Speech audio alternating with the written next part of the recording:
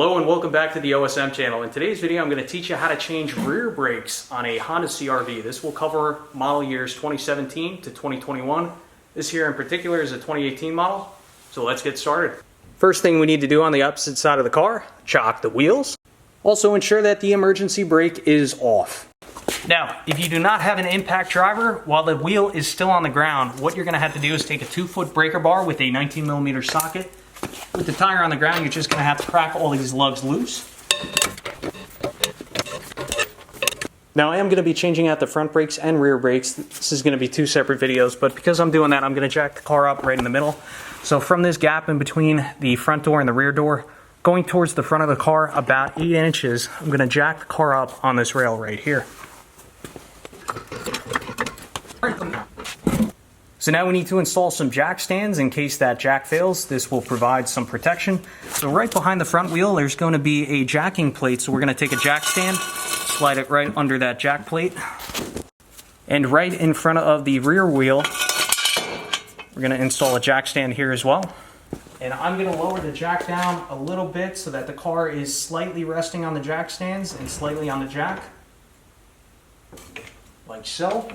Now that the car is off the ground and safely in place with some jack stands, we can go ahead and remove the rear tire with our 19mm socket.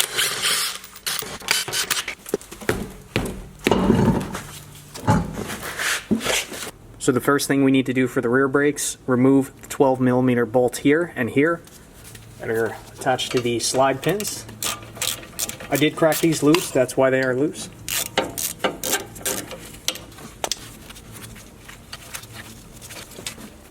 Utilizing a pry tool, we will carefully pry this away from the caliper bracket.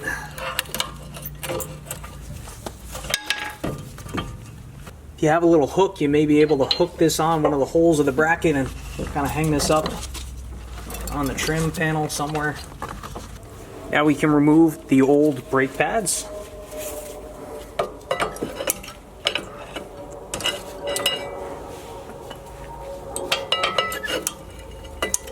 So next, in order to remove the rear rotor, we're going to have to remove this caliper bracket. So in order to remove this caliper bracket, there's going to be a 17mm bolt right here and right here.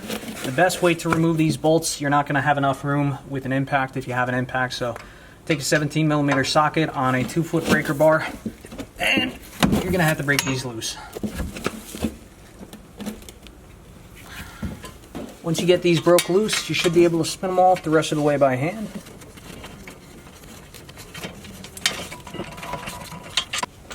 We'll put this bracket off to the side for now. So in order to remove this rotor, we have to remove this little screw fastener right here. Now this is a T3 Phillips head socket. What I like to use, 3/8 inch drive socket wrench with an adapter for a T3 Phillips head. So what I do, I insert that into the screw like so, and then I take a hammer and I'll tap the back of the socket wrench. I know it's not great for the socket wrench, but what we're doing, we're creating like a little redneck impact, a manual impact wrench here. So I'm just going to tap on this, and you can see how easily that broke loose.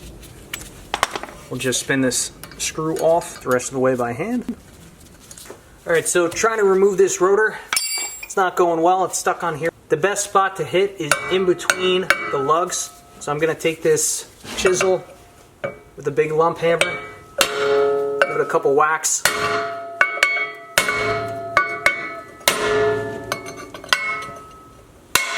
See, it actually broke loose. And we'll try and wiggle this off the rest of the way by hand. That wasn't too bad. So the reason these get stuck is because there's rust and corrosion buildup on the hub, in between the hub and the brake rotor. So what we're going to do now, we're going to take a wire brush. We're going to brush all the rust out of here. We'll get this as clean as possible. Then we'll apply some anti-seize to the hub here to ensure that when it comes time to replace the rotors again, that the rotor does not get stuck to the hub.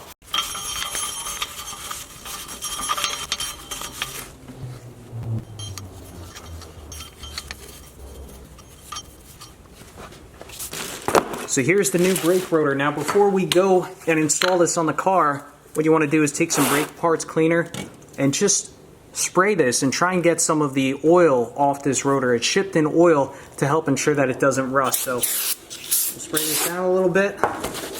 Take a paper towel, just try and get this clean, wipe off the oil. You want to keep the rotor surface as clean as possible during reassembly. Do the same thing on the other side. Get this nice and clean. Alright, now this is ready to be installed. So when you go to reinstall the rotor, you got to ensure that the hole lines up for the holding screw. So this is going to go on like so. Beautiful. We'll take that screw, start it by hand, give a few gentle cranks. No reason to over torque this. Really doesn't do much, just kind of holds it on while we assemble everything back together. Alright, now we're back up on the workbench, so we're going to do some maintenance to this caliper bracket. So these are the slide pins, and it's important that these pins slide pretty effortlessly. This one's binding up a little bit. This one isn't as bad. So the way I like to maintenance these pins, pop them out of their rubber boot, so just give them a little twist and pull. They should pop out of their rubber boot. So what I like to do is inspect for rust. If there's a lot of rust on there, either replace the pins or sand them down a little bit. Probably best to replace them, but we had some old nasty black grease on there. Just wipe that off. Going to reinsert it in the plug here. Give it some twist. I'm just trying to get out as much of that old nasty grease as possible. After you get out as much of that grease as possible, what I like to lubricate these pins with, this stuff right here, I'm not sponsored by this company, but I found that this stuff works the best. Ceramic brake parts lubricant. I'm going to put some on the brush, lubricate the pin, put a little chunk on the end of the pin like so. What we'll insert this back in the boot here. We'll see if this made a difference. I like to spin this as I put it back in the boot. But let's look at the response of this now. Much better than what it was. We'll do the same thing with the other pin. So continuing on with this caliper bracket, what we're going to do now is replace these slide brackets. So in order to remove these slide brackets, just take a flathead screwdriver and pop these off. And if you're worried about how these go back on, I mean, they're very straightforward. All you got to do is match how these came off. So that came off like that. We're just going to put the new one on like that. But before we install the new slide bracket, it's really important that we brush this down with a wire brush and we try and remove this dust and corrosion. Because what can happen if a lot of rust and corrosion builds up in between this slide bracket and the caliper bracket itself, what that'll do, that could cause the brake pads to seize, right? So they'll get stuck as they slide on these slide pads, and that could in turn cause extremely rapid brake wear, poor fuel efficiency, and your engine's just working against the brakes. So it's really important that we get this surface nice and clean, because it's going to allow the brakes to work as efficiently as possible. And this is some nasty dust, so try and do this with some fresh air blowing in, and put a mask on. I got the garage door open. See, we have a nice shiny surface. So I'm going to take a little bit of brake parts lube. Not too much, just a light coat. What I'm trying to do here is just trying to prevent corrosion from happening. Right?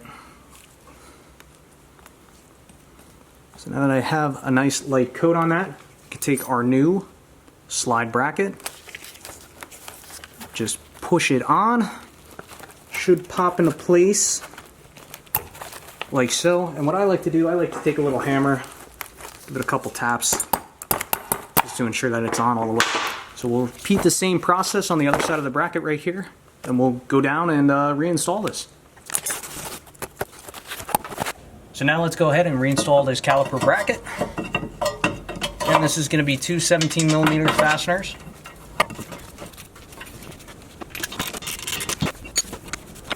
Alright, those fasteners are nice and secure.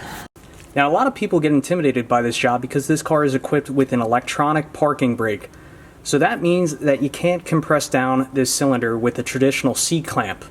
What you need to do, you need to put pressure down on this piston and rotate it at the same time.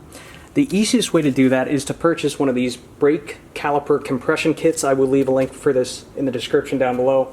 But because we're on the right side of the car, we're going to utilize the right hand compression tool. See, it says RH.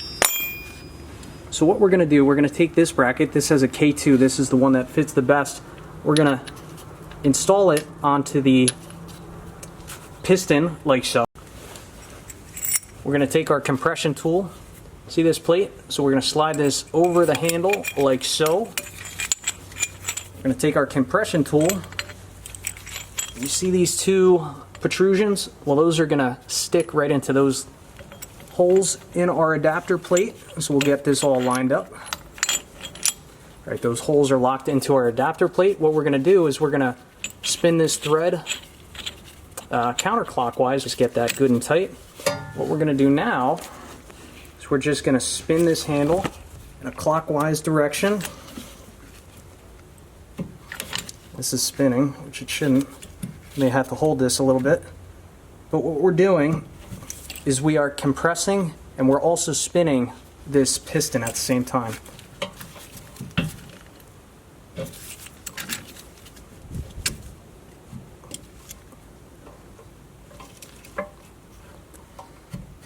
Alright, so we just compressed this down all the way. I just felt it bottom out. Now, a couple tips I have. If you do feel like you're being met with a lot of resistance, grab a 22mm box wrench. Like if you're trying to spin this handle, right, compress this down and you feel like it's not going, here's what you do. Take your 22mm, loosen up this nut a little bit right here.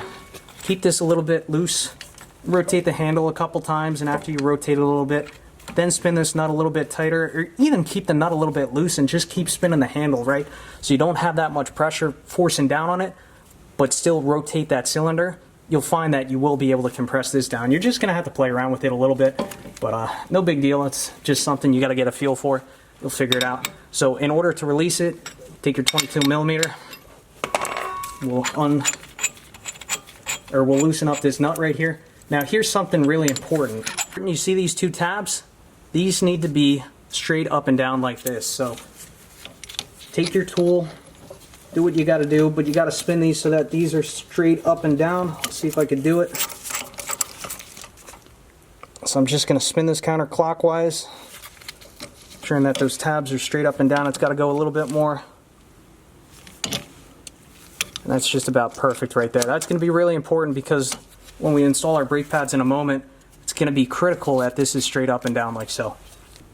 So your brake pads may or may not have these springs installed. If they're not installed, all you do, see one end of the spring's a little bit fatter, just hook it onto your brake pad like so. You can look at your old brake pads for reference, but that's what those springs should look like. So now we're just about ready to install the brake pads. What I like to do, I like to take a little bit of this ceramic brake parts lubricant and I like to put a little bit on these slides right here. Be very careful not to get any of this on the brake rotor itself. If you do get some on the brake rotor, all you do is just wipe that off. But now, for the rear brakes, if you take a look at your pads, one pad should have 2 springs, and the other pad should have 2 springs and also this other tab. This is going to be the inner brake. So let's start by installing the outer brake. Come in at a 45-degree angle. You see these 2 tabs, you're just trying to slide those into the slots. Come in at a 45-degree angle. Then turn this to sit right in the slides right there, and you'll know this is working properly because if we push down on it, you see these 2 springs? Well, they lift the pad off the rotor, and that ensures that when we don't have the brakes pressed down, that the pad is not sitting on the rotor, therefore causing unnecessary wear and drag. So we're going to do the same thing with the inner brake. Come in at a 45-degree angle.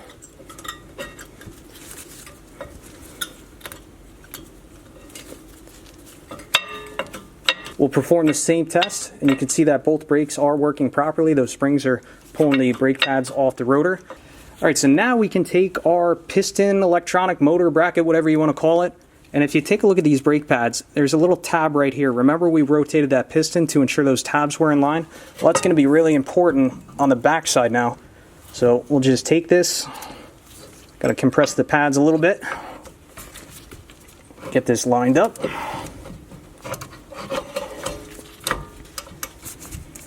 Push the slide pins in a little bit.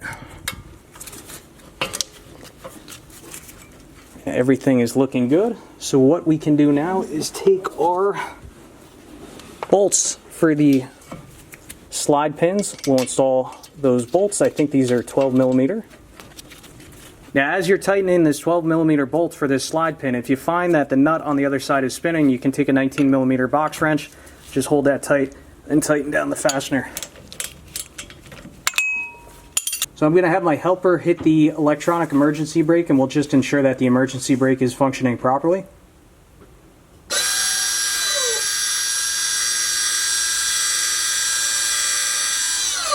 And you can see that it is clamping down and operating properly. So now that we know everything's functioning properly, all the bolts are fastened, everything's secure, we can go ahead and reinstall our tire. Now is a good time to do a tire rotation if you haven't done so already.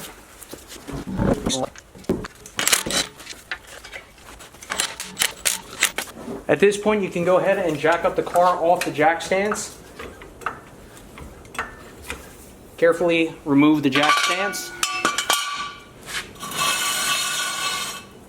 Slowly lower the car back down.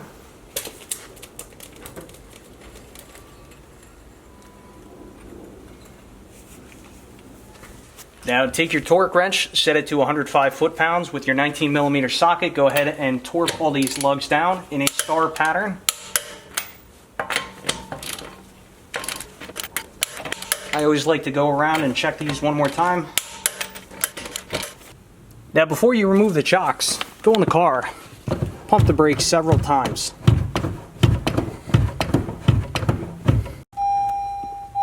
Start the car and continue to pump the brakes.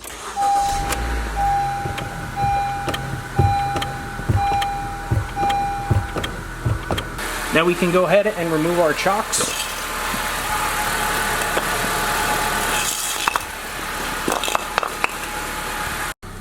So now let's test the parking brake. Let's ensure that this is operating properly. So what we're going to do, hold our foot on the brake, push this parking brake lever in, and the parking brake should come off. And I can test to ensure that they are coming on properly by pulling this parking brake lever out. I can hear the brakes applying. They appear to be functioning properly. And that is how you replace rear brakes on a Honda CRV.